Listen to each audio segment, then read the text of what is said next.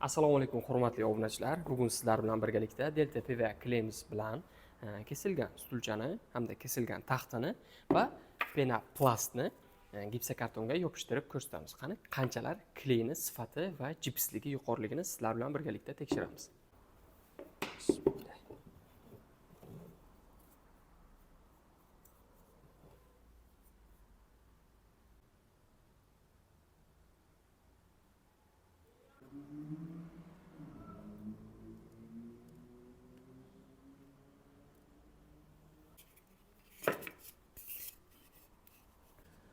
Penoplastni asosan ozgina shpaklyovka qo'shib yopishtiriladi, chunki yoruqlari ko'rinmaydi.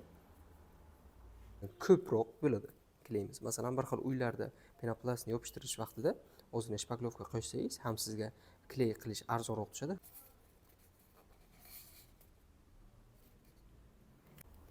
Endi esa kesilgan ustalchamizni shu kley yordamida yopishtiramiz.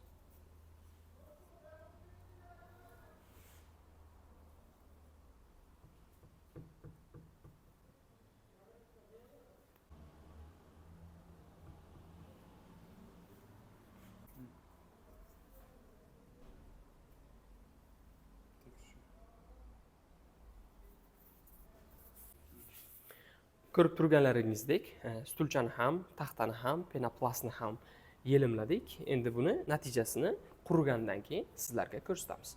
Hurmatli obunachilar, kecha shu mahsulotlarimizni yelim bilan, Delta PVA yelimi bilan yelimlagan edik. Bugun endi qurigandan keyin natijasini ko'ramiz. Qani qanchalik mustahkam kleylangan, juda ham yaxshi o'rnashgan. Bu hali yupqa qatlam bilan kleylagan edik. Keyingisi ustalchamizni ko'ramiz. Ancha kleyni o'ziga shimigan. Buni ham shu yordamida qilamiz. Bu ham mustahkam. Bemalol ishlatsangiz bo'ladi. Bu esa endi buni tortsak, bu sinadi, lekin yaxshiligini bunaqa yopishgan. Bemalol o'zlaringiz ko'rishlaringiz mumkin. Delta PVA kleysini ko'plab mahsulotlarga yana ishlatsangiz bo'ladi. Devolda ham gruntovka o'rnida ishlatsangiz bo'ladi. Asosan taxta, gipsokarton mahsulotlarga juda ham kuchli va uzoq muddat xizmat qilib bera oladi.